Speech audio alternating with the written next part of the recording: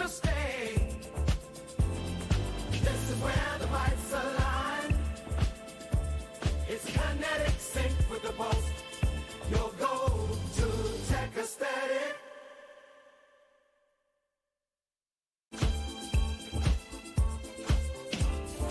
Let us turn the vibe up high. Just press play.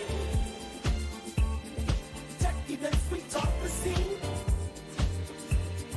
Making sure your kids stay keen. Let us turn the vibe up high. Just press play.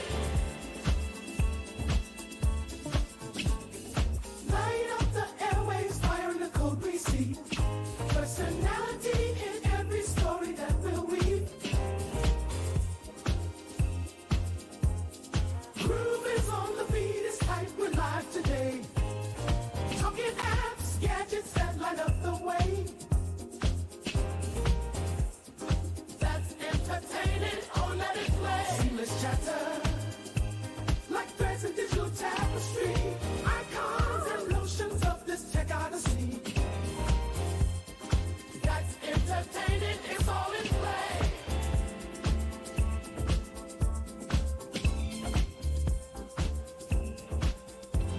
Now tune in close, the stories will unfurl. Chatting trends and news, it's a digital swirl.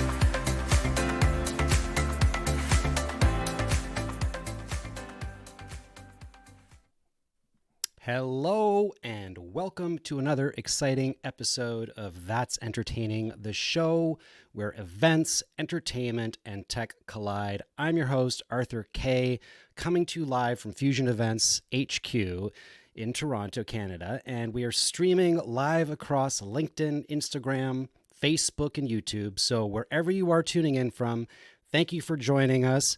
Please feel free to say hello in the comments. We've got a stellar show lined up for you. So here is what's on the docket. We're pulling back the curtain on 3 game-changing event technologies you've probably never heard of unless you're in production. But trust me, after today, you'll never look at event production the same way. And we have a very, very special guest. The one and only Orin Isaacs is in the house. Orin is a music director, band leader, composer, and producer behind some of Canada's and the world's most iconic television shows. And we are going to dive deep into his journey from TV music direction to his thoughts on the future of live performances. We've got a lot to cover, so grab your favorite drink and settle in because That's Entertaining starts now.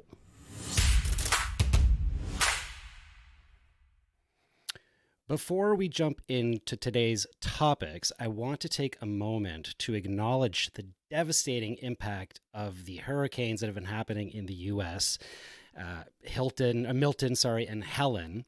And the storm has left many, many communities along the East Coast in very difficult situations, and our thoughts are with everyone affected. Excuse me. I had the chance to speak with a colleague, Ellie Schwartz from East Coast Entertainment, whose office is based in Asheville, North Carolina. And thankfully, they're doing okay, but it's been a tough battle. They're facing challenges like we saw during COVID with rescheduling events, dealing with cancellations, and rebuilding from the ground up, literally. It's a tough situation. So if you'd like to support the recovery efforts, Ellie suggested donating to Beloved Asheville, an amazing organization working directly with those affected. You can head over to belovedasheville.com/donate to contribute. You can also scan the QR code over here. Every bit helps, and it's a chance for all of us to give back and make a difference. So I'll just leave that on for a sec. You can go ahead, scan that QR code, or visit belovedasheville.com/donate. And if you can, any bit will help.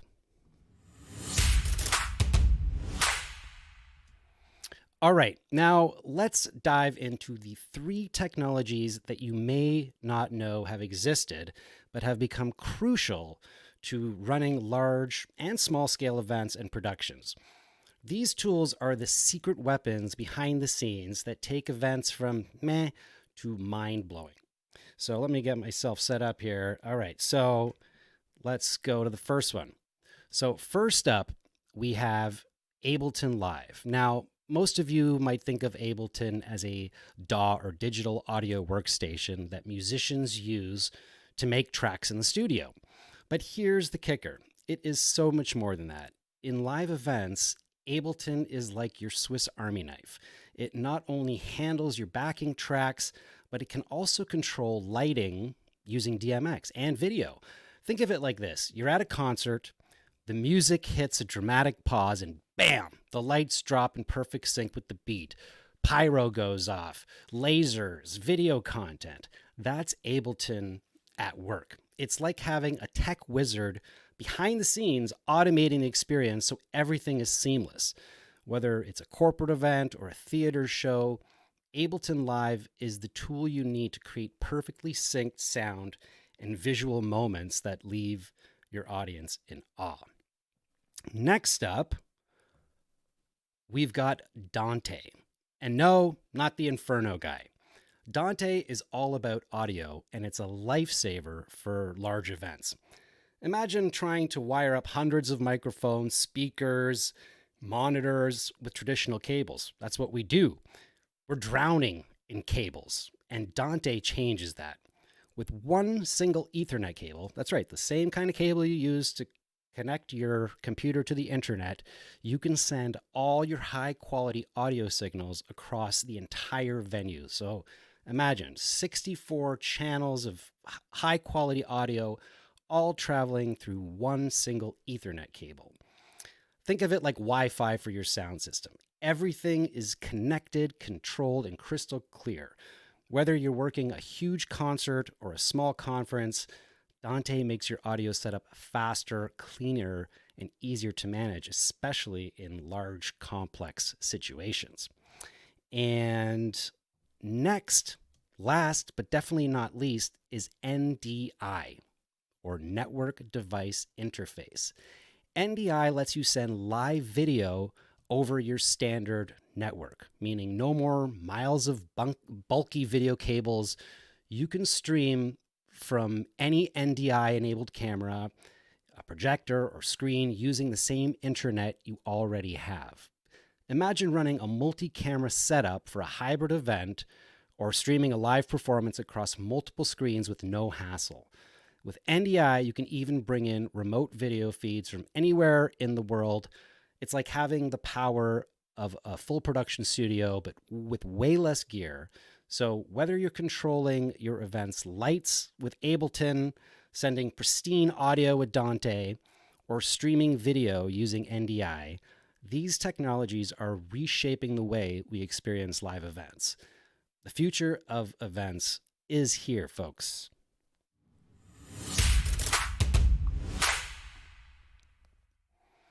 All right, folks, now for the moment I've been waiting for, and we've all been waiting for. Our guest today is an absolute legend, I tell you. He is the musical mastermind behind some of Canada's biggest TV shows like Canadian Idol, Top Chef Canada, Undercover Boss Canada, Project Runway Canada, and even the theme for the Paris Olympics for CBC. He's a genius at crafting unforgettable soundtracks and directing live music that sets the perfect vibe. From bass playing to band leading, this guy does it all. And today we are going to dive into his incredible career, from his early days to his thoughts on some of the hottest topics in the music industry right now, like AI in music and the future of live performances. So, without further ado, please welcome the one and only Orin Isaacs. Hello, Orin. Hey Arthur, How are you today, my friend? I'm good. I'm digging your theme there, your music, your theme song there. That's entertaining. I love it. I wasn't You, paying attention too much until I said, "Hold on here. This is an actual theme song. They actually crafted this. This is actually bespoke. You know what I mean? This is a well, thing." Orin, you're not going to be happy with me, I'm afraid. You're going to be upset with me because you may be upset with me because that theme song was created by AI. Guess what? AI is here, man. It works great. It It's does. here. And we're going to get into that conversation. Okay. But All right. I won't jump ahead. I won't don't jump ahead. ahead yet. Don't jump ahead yet. Now, you've been in the game for a long time, and people see the finished product, the smooth performances, the perfect timing. But I bet there's a lot going on backstage that most people wouldn't expect. What's one thing about being you and doing what you do as a music director, producer that would surprise most people? Surprise most people? I I don't take myself too seriously. I take what I do seriously. So I don't know if that would be a surprise, but that's all I can think of. When you say, uh, the behind the scenes, it's really all about the prep. It's really all about the prep. If you can prep a show properly and get all the departments talking the same way, because that's what I do as a musical director of something like maybe the Juno Awards. My job is not only to deal with the artists and whatever requests they need to make their performance happen, but I'm actually have to deal with the all music for the show. So a show like maybe Canada's Got Talent, might not be on stage at all, but every act that requires music passes through my hands. So, the prep, it's all about the prep. If you You know, I can was prep a I was show, thinking, because when I was a professional musician, people would come up to me and be like, "Yeah, so like, what do you do during the daytime? Like, what's your day job?" And be like, "Well, actually, you'd be surprised to know that actually I have to do my bookkeeping. I have to practice. I have to write charts." So that's kind of where I was going with that question. Like, you know, how oh, much you have time? to do all that too. How much time can you spend just finding the right sound for something? Well, that's the problem. It's infinite. So you got to put time limits on it. You know what I mean? You got to be like, for say composing, if I'm composing a TV show, I got a 1-to-1 ratio. So for every minute that a production wants on air for composing in one genre, you got to give me an hour. So I've got it down to a 1-to-1. You know, if you want 1 minute of music in one genre, you got to give me 1 hour, because some of these productions are just absolutely crazy. They're happening almost in real time. So, they can ask for the world. They can ask for 10, minutes of music thinking they can get it in an hour. It's not going to happen, but you can get 1 minute of music, And hopefully in an hour. So is it really that quick? Like you'll get a call a for show like something and they'll be a like, show. Oh yeah, yeah. A show like Big Brother Canada happened almost in real time. So if something happened in that house on Monday morning, and we're going to air Monday night, I'll get a call Monday morning saying this happens. We need this, this, that, and this. We need to have it by 2 o'clock to shoot around it, to tell the story, to have it uploaded to Master Control by what, 4, and then it's on air for 8, something like that. wow. Happens. It can happen same day. Oh yeah, absolutely. Yeah, see, that's even as someone in the industry, that's not something I would have even really considered as like that quick a turnaround that you're actually hours. You get the call and you got to deliver something the same day. That's pretty That day, wild. and That's it goes insane. to air across the country. That's night. The great thing about it is you get no notes, right? It's like whatever I give you, you're gonna take because there's no time to overthink things. So thankfully, I've honed it down to a pretty good clip that I can get it out and get it at a nice level that yeah, goes to air that night. That is sort of one of the unexpected benefits of last minute work and gigs is that you can kind of dictate A, your price, but also B, like you get what you get. There's no time for messing around, right? There's no time for notes discussion. No, whatever I give you, we're going to air with it. Now, I So I want to kind ask of like you, that part. I want to ask you, so you obviously started as a musician, working musician. Um, and how do you go take that leap from being a working musician to becoming a producer, composer for and a live musical director for huge television shows? How does one do that? Is it luck, or is it right place, right Well, time, you kind of or create your own luck, right? Well, that's it. It's the right place, right time. But how do you know how to be in the right place at the right time, right? That's kind of like what luck is. Luck is when preparation meets opportunity, right? So you got to create your own luck per se. You got to be prepared for it. So the long story short is, I decided that I was just a bass player. I wanted to produce. So I wanted to produce. I wanted to do more. And I got the opportunity to produce a record. Devin Martin, rest his soul. Devin Martin, In My Nature, back in the day. This is back in like '92.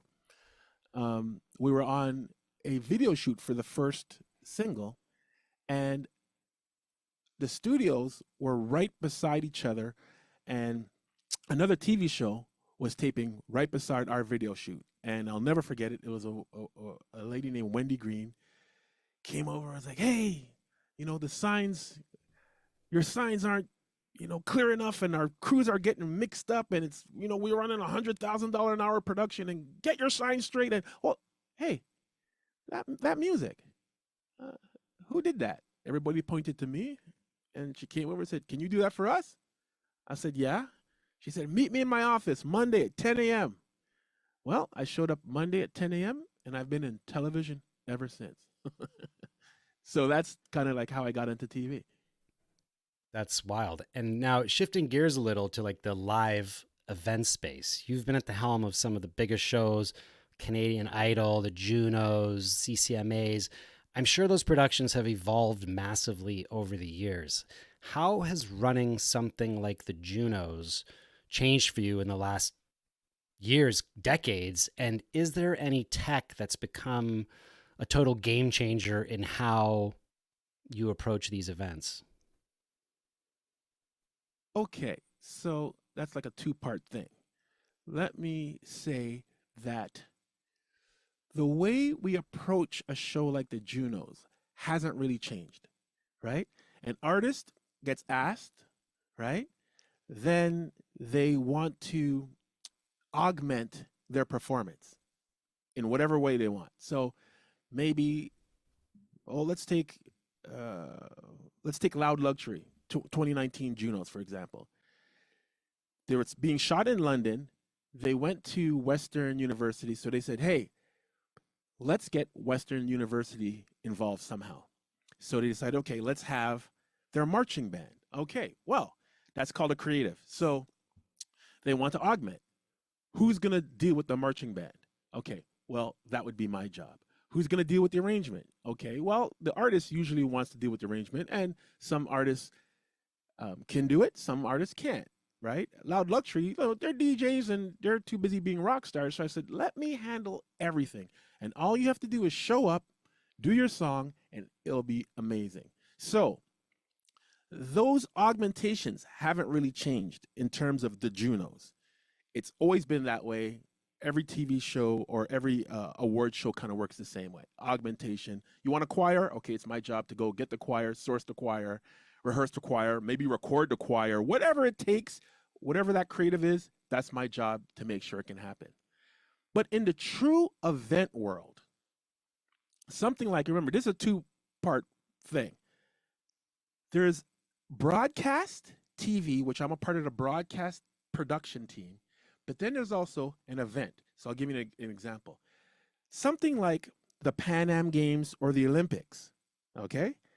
There's the actual event that's happening, and then there's the broadcast of it. I could be on either team. So for something like the Pan Am Games, I would have to now deal with the actual event. And that is whatever's happening. So if it's a concert, that becomes the event that becomes broadcast. And that has changed more in terms of my workflow than anything else. So it's funny, you did the three game changer. Number one on my list was Ableton. That has changed the game for me. Just because you're able to do so much with it musically. Now, I'm not going to get into all the stuff that you got into, whether it be like controlling lights and cues and all that, because I don't deal with that. That's a separate team that does with all that. But musically, just the ability to jump around on a song and do cues on the fly and have it all still remain in time has been a game changer because of Ableton. Quick example. If you're doing, let's say, I do a thing called ceremonies, okay? So ceremonies are an event. Now, very few people know about ceremonies, okay? So what a ceremony is the opening and closing of an event. Opening, closing ceremonies of an Olympics, opening, closing ceremonies of a Pan Am Games. These things are happening around the world all the time. We just don't know about it in North America because we only know the big ones, right? So the ability to take Ableton and cue things on the fly has been a game changer. Now, when it first came out, I was doing this and I was able to take over from a director. Because back in the day, let's say the athletes parade would come around, they would have to cue, okay, Canada is ready, cue Canada. Then you might stop one, might blend into another, cue Canada, you know what I mean?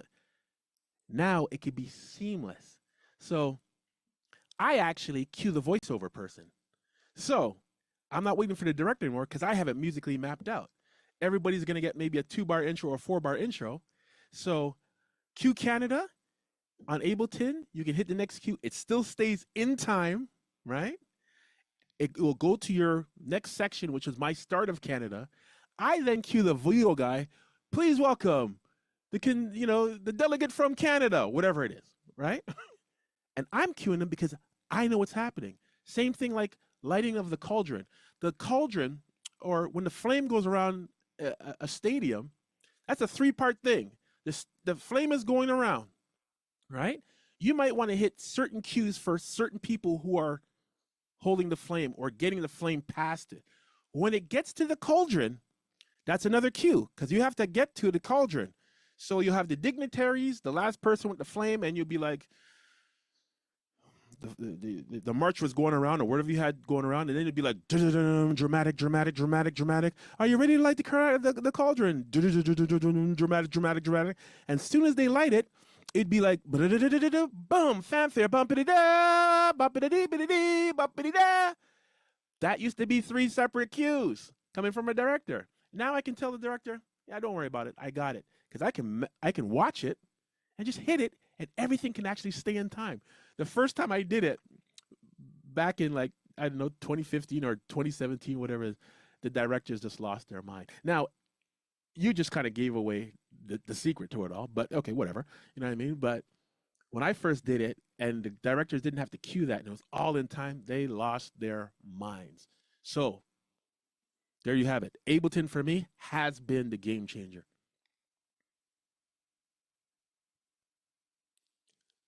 All right.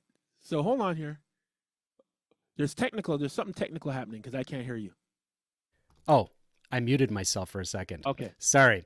I was saying we had some comments from the audience. Sheldon D'Souza says you're able to do so much with it. And Evan Babin says, loving this conversation so far, merging tech and live events / music production is killer. So yeah, it sounds like Ableton has actually given you a lot more responsibility and put you in a lot more control of the entire production because Absolutely. you are now, in fact, cueing people versus the other way around. Right. So I'm taking actually the responsibility off of people because I want to be in control. So it's working well for my position because I want to be in control. There's nothing worse than, being on live television and you expect a cue to happen as like say a band leader in a band and it doesn't happen. Nothing worse. You know when they say, you pee yourself? You know what I mean? That's not fully true. It's not a full gush, but a drop does come out. Yeah. I know we've started to use Ableton with You Request Live, and I mean even something simple as being able to have lyrics on a separate iPad that are scrolling in time. And a lot of people don't realize that most artists and entertainers today use backing tracks, even if it's the most acoustic, like country, um, country artist. They're still using back. One of my good friends is like big MD in the country world, and his job is taking care of all the Ableton tracks, and um, it's really a game changer as far as tech goes. Now, I want to Yeah, switch because gears a people little want bit. control.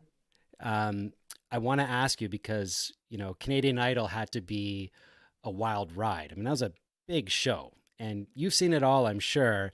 Any crazy idol stories that stand out, things happening off camera or behind the scenes that we'd never believe, or any other of the major shows that you've done? Because one of the things about production and live events is shit always happens, right? Yeah. Well, story wise, the biggest, I already kind of told you a story, whereas, we expected a cue to happen and it didn't happen. And, live television with 2 million people watching, it's not fun. So that's why I learned to take the control to myself. But I think, Idol was pretty cool. It was a lot of pressure and you met a lot of stars. So dealing with Mariah Carey was very interesting. You know what I mean? So, Pray tell, give us the spill the tea. well, here's the thing. With Mariah, my experience with her, which was only 2 words, but my experience was, I don't know necessarily, the word diva, and we don't care if you're a diva as long as you can deliver. Like, that's the thing, right? Like, divas deliver. So we don't mind the crazy. She kicked me out of you know, my own production space, because we had a huge production space. We had a rehearsal spot that was like the floor of the banquet hall. We had like a whole section, our own lounge, our own rehearsal. Everything was doubled. She liked that space, and she said, "I want this space." And so we got kicked out of our own space. That was cool. That was Mariah. And then what you don't realize is she has a team for everything. She has a person that just deals with her hair. She has a person that deals with her makeup. She has a person that just deals with the upper half of her wardrobe, and then she has a person that deals with just the lower half of her wardrobe. It's like, it's insane. And I have this little rule that I shouldn't even give this out, but I have this little rule that I don't meet the artist on stage. It's my one little trick. I don't do it. If you meet them on stage, then they're fully in control. But if an artist is on the stage and then everybody says, "Okay, can we get Orin? Do anybody have eyes on Orin? Can we get Orin? We're ready for Orin." All of a sudden, the name Orin, it now means something to that artist, because I'm not meeting them on stage. So then I show up, and then it's just like, "Oh, Orin's here."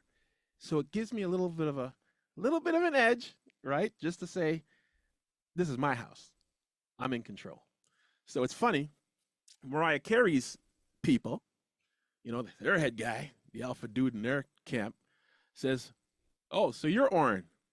I hear you're the Ricky Minor of Canada." Now, Ricky Minor was the band leader for American Idol in the States. "I hear you're the Ricky Minor of Canada." Well, I looked at him and said, "Actually, Ricky Minor is the Orin Isaacs of America, but however you want to see it." And of course, her crew was like, "Whoa," because I shot one back at him. Yeah. And then you gotta have enough swag with these people to be able to command some respect. And I'll be honest, I wouldn't say half my job, but sometimes my job is to make sure that I command respect for the productions I'm working on. Okay? So, anyways, Nick Cannon was there, and back then Nick Cannon, wasn't the same Nick Cannon we know now. He was like I was just like, "Yo, what's up, Nick?" Just be like, wow, you just be hanging in the corner. It was all about Mariah all the time. Anyways, every time we were rehearsing and they yelled cut, boom, her team would be fixing this and this and this. And here's what I thought was interesting. Ladies, when they have these high heels, and you ever see them when they kind of clip the back of their heels, they have to wear these band-aids, right? So she had that. And I can hear her because I got my in-ears to her, and I can hear her saying to her people, why do they keep doing this to me?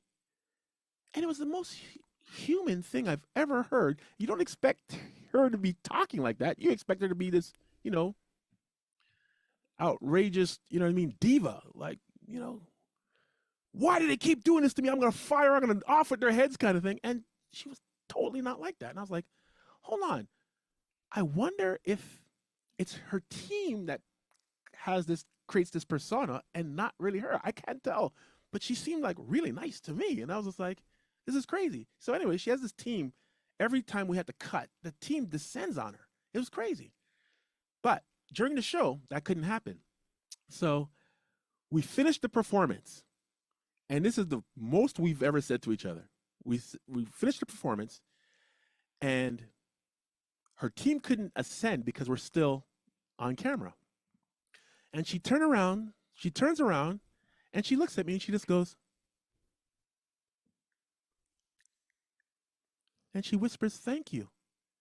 And for 2 seconds, I became unglued. I was just like, whoa, Mariah Carey just said thank you to me. And it was the most human thing. And then she just walked past and never saw her again. So, that was the most memorable thing that happened to me on Canadian Idol. Yeah, people forget that celebrities are people too. So that's a great story. Human. Yeah. So let's jump ahead now. Let's talk future for a second. So with all this technology, AI generated music, and like my theme song, virtual concerts, spatial computing, and even holograms, where do you think live entertainment is heading? Are we still going to be rocking out with live bands in 10 years, or will we all be, strapped to some type of visor watching holographic performances? I think that everything will have its place. So I think it's not going to be just one thing. It's going to be a multiple of things. There are going to be people who are just going to want, whatever it's, a hologram performance. There's going to be people who are just going to want a live performance. There's going to be people who are just going to want to hire composers. And there are going to be some people who are just going to be able to do what you did. Your theme song was amazing. And that was AI generated. I don't know how much that cost you. Maybe it cost you like all of $5.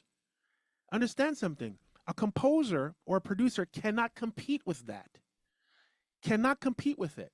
So where I think it's going, I think people will lose jobs and jobs will be created. You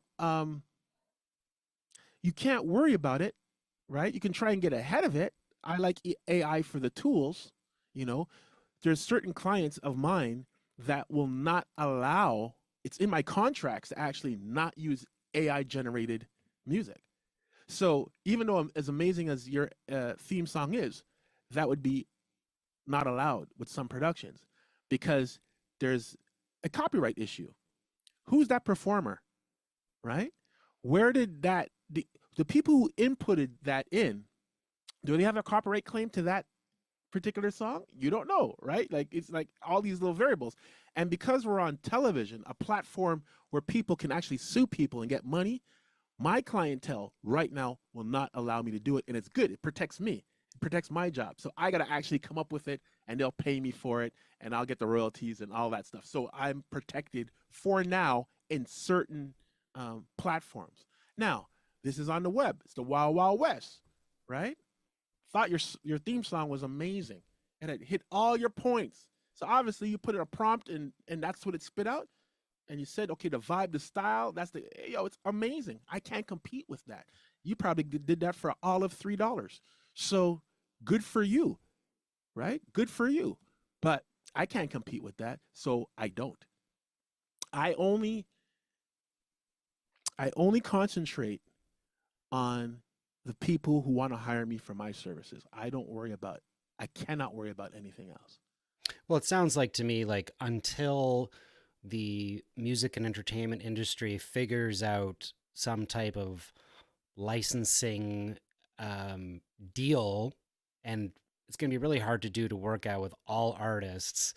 I guess I'll have to work it out with the labels, and I know some of them are doing that. Some of these AI platforms are, trying to license the rights to train their models on specific catalogs. But what I was actually thinking, and I don't know, tell me if this actually exists, but what I thought would be really interesting is for the DAWs, the programs like Logic or Pro Tools, to incorporate a sort of AI co-pilot to enable creators and composers to actually create faster. Like, for example, when you're looking for that perfect sound, instead of having to, tweak a bunch of dials and go through a bunch of plugins, you could just type into the Copilot, upright bass, fretless bass, or, a swoosh that has, a tails off at the end, Yeah, and it can it's already happening. automatically. Is that in there? It's already happening. Yeah. Yeah, it's already happening. I use Logic, and Logic is already starting to say, okay, you know, uh, I don't use that particular version of Logic, but there's already a version of Logic that has AI instrumentation. It'll play a bass line for you. I guess you just input, whatever the key it is, and the tempo, and it goes. And then it has a matching keyboard. Now that's great. That's great if you don't want bespoke. But you see, my clientele, they don't want that. They don't want something that sounds like everything else. I just had a person send me an AI track where they did a gospel track, right? That they entered into lyrics, and the gospel track was amazing. But then they sent me an R&B track. It was the same track, basically, with the same voice. So until something could be a one-off bespoke, right? I'm not too worried about AI replacing me personally, because a production will not want that. Yeah. Interesting. Yeah. I was just curious to know, to see what your thoughts are. So you're not losing any sleep over it, which is good. No, And there will always, I not right think, now. I'm not.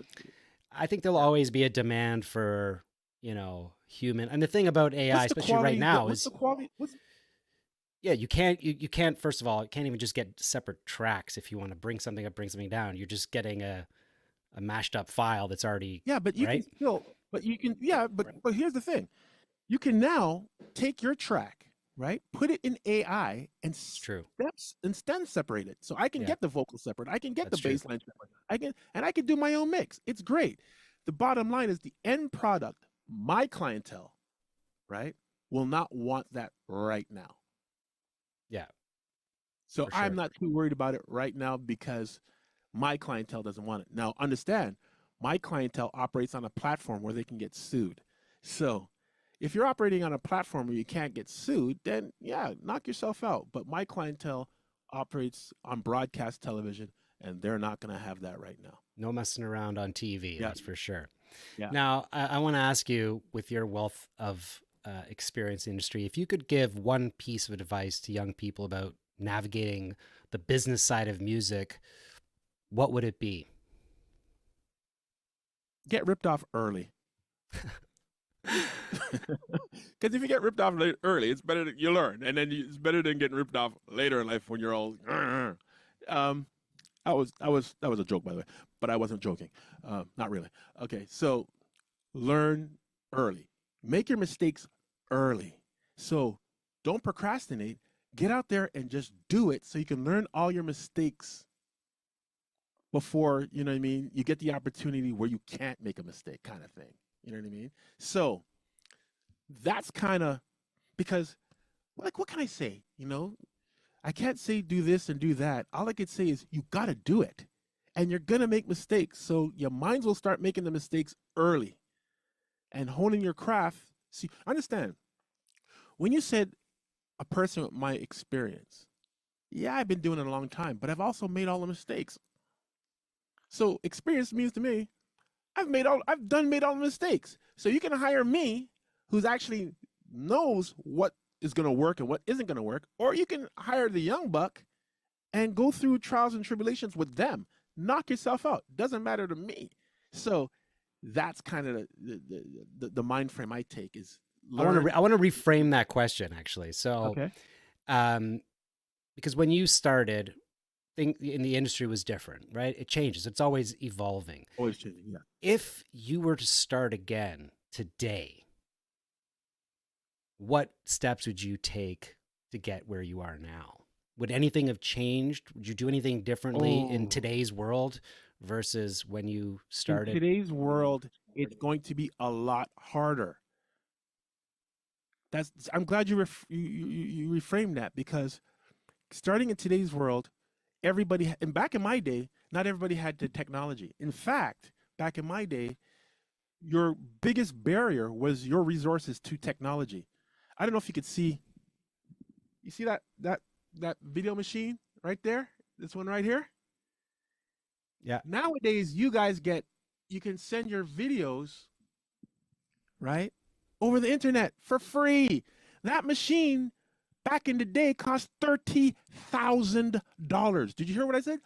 $30,000. I bought that used for $10,000. So I had to beg, steal, and borrow just to be in the game. Now, that eliminated a bunch of people trying to get in. Now, everybody has the technology on a laptop.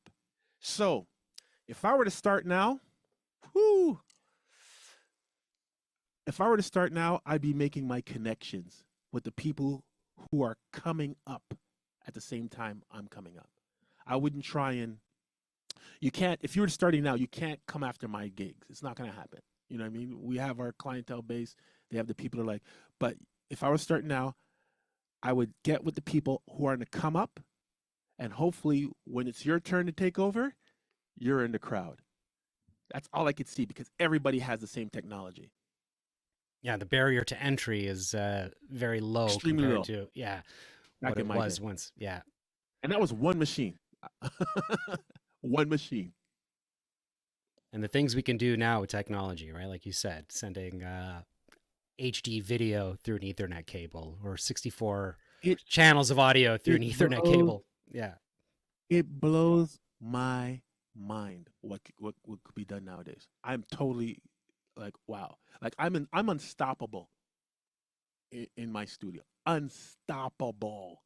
There's nothing that can't be done. Whereas back in the day, you had to, oh, we have to get this, that, that, that. No, today, it's crazy. It's a good time for someone like me. It's a good time for anybody coming up, but the competition is like everybody has that same power on a laptop, and you can carry that around. Are you kidding me? This is crazy. Yeah. I think the game today is all about, social media and stuff like that. And I know you're not even on social media, right? Oh. Well, the good thing about it is here's this: social media is good for people who need social media. I don't need so much social media. I need to have my relationships with 10 people. 10 people keep the lights on. 10. That's all I need. And so if you need to get your crowd, and then so you got to go where it is. Now, I was on social media until I got hacked, right? And I was like, I don't need social media because it wasn't really garnering me anything. The 10 people that the 10 people that, keep my lights on aren't on social media. No, what we do is we just get together. You know what I mean?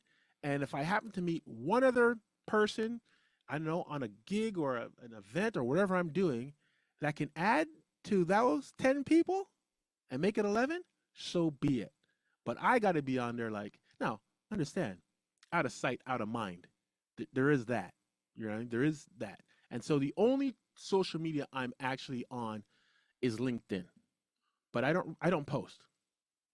So I know I'm not going to not waste my time, but I'm not going to get wrapped up in the energy of liking posts or this, you know what I mean? Whether people like no, no, no, no. I want to see who's out there, who's doing what. Do I got to make a connect? Do I got to do that? So that's where I do it. But the Facebooks and the whatever Instagrams and all that, nah, I consider that a young man's game. It works for me because I've been around a very long time. Yeah. Yeah. Well, I'm jealous that you got your start before social media because It's been a blessing yeah. in a certain way. Yeah. Now, I want to ask you as kind of a wrapping up question. You've been around long enough to see the industry's ups and downs. What would you like to see more of in the music and entertainment industry? And on the flip side, what would you like to see a little less of? Ooh, well, with without the risk of sounding old, as long as people are playing live, singing live in any, in any, arena or medium, whatever you want to call it, I like that. That keeps musicians working. You know what I mean? What I'd like to see a little less of, I would like to see a little less of the industries that don't pay handsomely for the music that they get to put out. So if I could turn back the clock, like, you know what I mean? It's like what's happening now with streaming, and which I don't understand. I'm not in that world. I'm not in the music world. I'm not in the record business world. But to me, for someone to be able to listen to music for free is not beneficial to musicians. You know what I mean?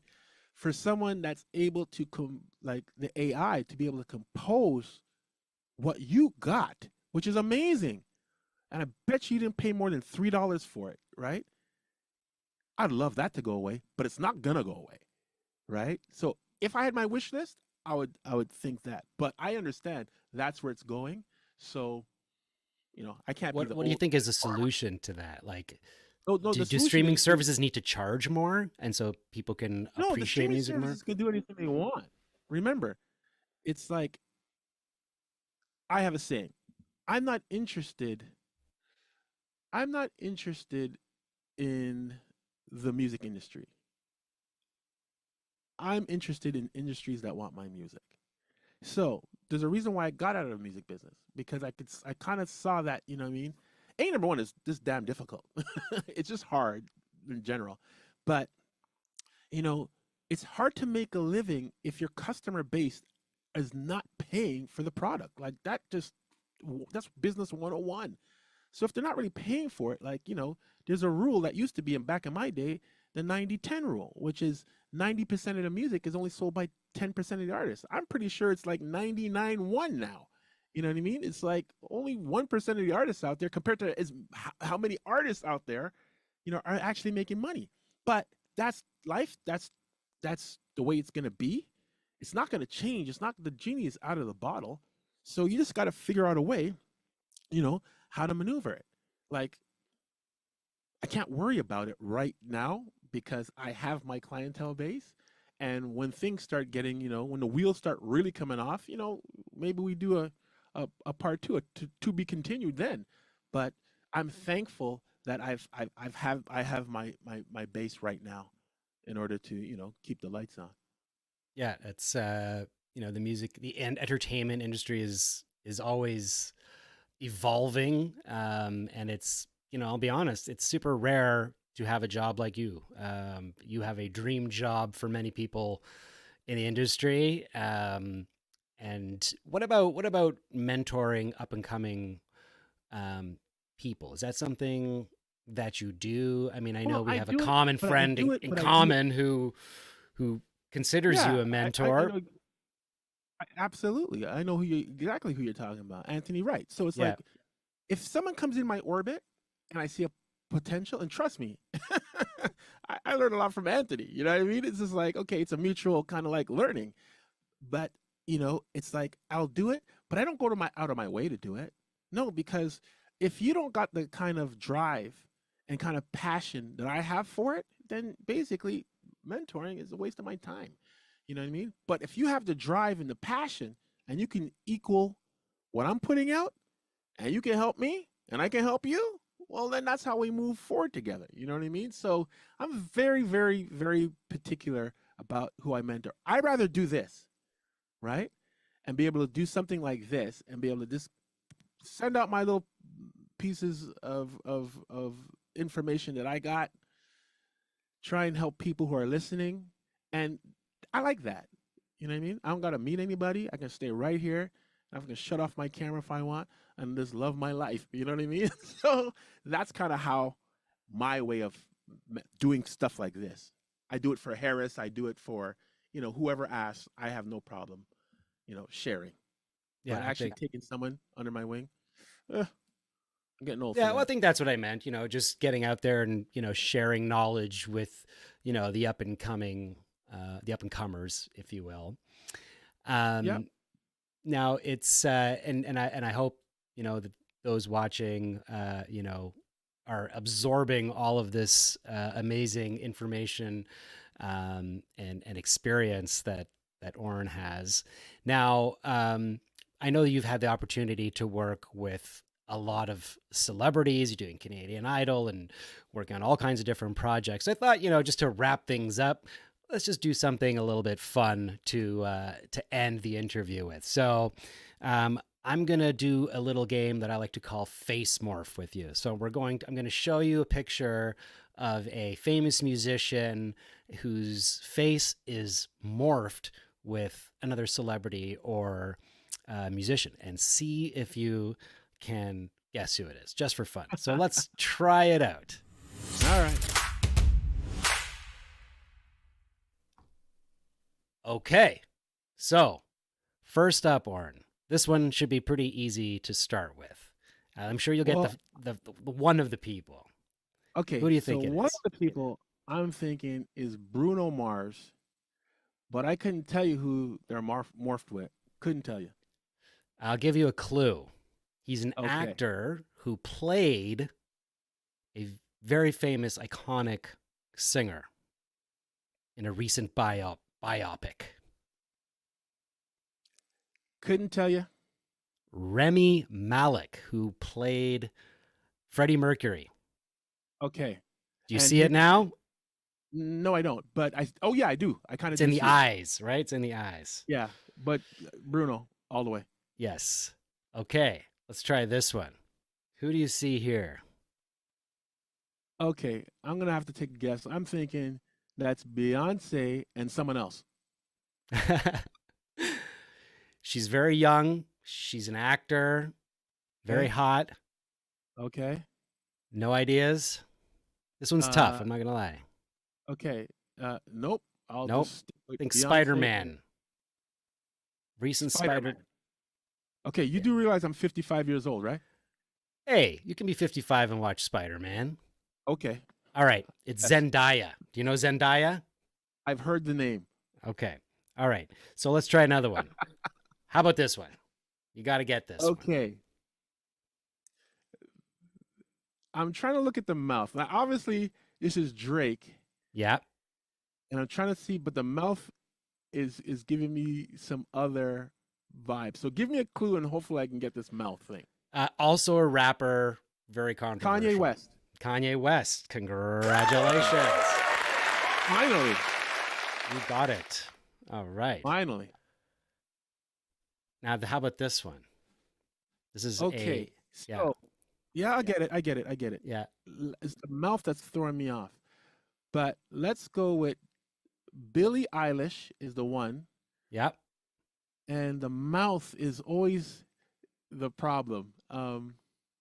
Okay, give me a clue. Maybe I'll get this one. Famous actor, Reservoir Dogs. Um, Nope, uh, can't do it. Even though Steve Buscemi. yep, nope, wouldn't have got that. Steve Buscemi. All right, let's see. How about this one? We got a little Canadian CanCon in here. Yeah, yeah. This you see here. The good thing about it is the overall is easy. So that's Avril Yeah. and Shania Twain. No. Look at it's Okay. in the eyes. It's in the eyes. Yep, can't do it. Can't do it. Taylor Swift. Avril and Taylor Swift. Okay. Yeah, if you just cover the bottom part of the face, you can see the eyes there. That's You definitely kinda see Taylor it. Swift. Yeah. Yeah. All right. How about this one? Okay. This one I have no clue. Is it a singer that's Canadian? No. Okay. What about What is it? Selena Gomez? Nope. Okay, I'm striking out. She usually Uh, wears a ponytail, tall ponytail. Very small, petite, amazing singer. okay, I know. Ariana Grande. Correct. Correct. And who else? I'm not gonna get the second person. It's Natalie Portman. Natalie Who? Portman. Natalie Portman. Okay. Okay. I don't Try know who one Natalie more. Portman Try is. one more. Let's see if you can get this one. I did mention I was 55 years old, right? Okay, You did go ahead. mention that. You did mention that. Do you watch any shows like, I don't know, Game of Thrones or anything like that? No, I do not. No. Okay, then this one's going to be tough. I make television. Okay. You don't watch so it. Boy George and I don't think you're going to get this one. This yeah, is probably not. Sophie Turner. You see, you what you just did, right? You just succumbed to the fact that I'm 55 years old. You see what I did there? I just kept on grinding, going until you said, "Okay, yeah, it's not going to happen." But got Boy George, that is my generation. Well, listen, Orin, I appreciate you playing along and being a good I sport try. about it. I appreciate that. Like, try to have a little bit of fun on the show too. You know, it's Hey, not all serious. It's great. Uh, You were a little so- bit younger, and maybe I could have did it.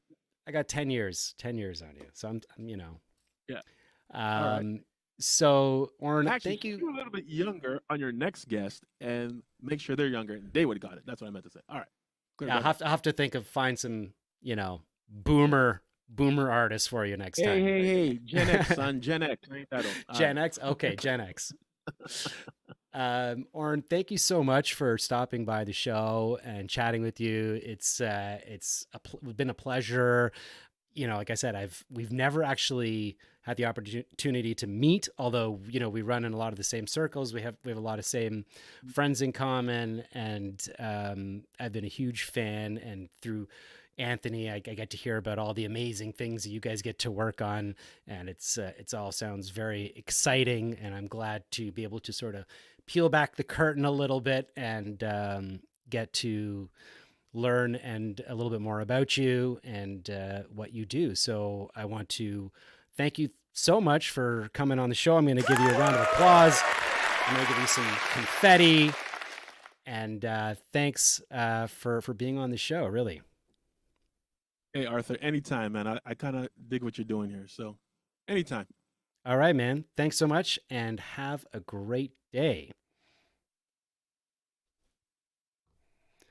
All right, guys, that brings to conclusion another episode of That's Entertaining.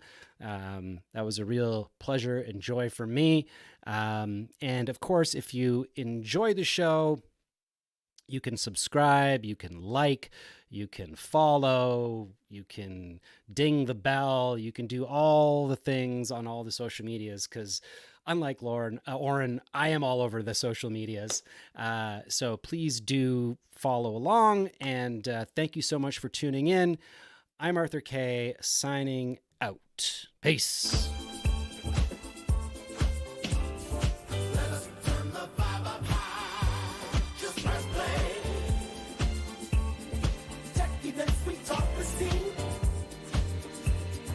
Making sure your kids stay keen.